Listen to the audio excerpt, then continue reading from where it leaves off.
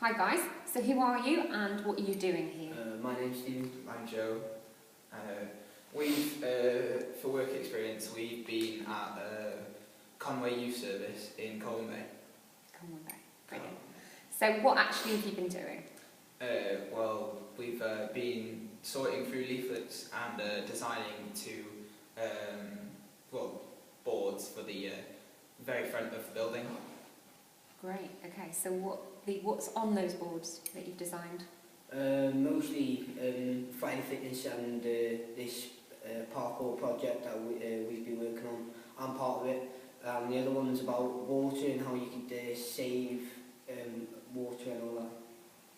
Brilliant, okay. So what has been the best thing about this week?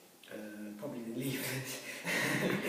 Sorting for the leaflets. So what have you been doing with the leaflets then? Explain. Well, we had a big, 5 boxes full of leaflets at the beginning of the week, and they were all spread into different boxes, and we basically piled them into the same type, and then counted them, put them into files, and then named the files depending on what the leaflets were about. Over about 160 something types on it, different types. There's over 4,000 leaflets.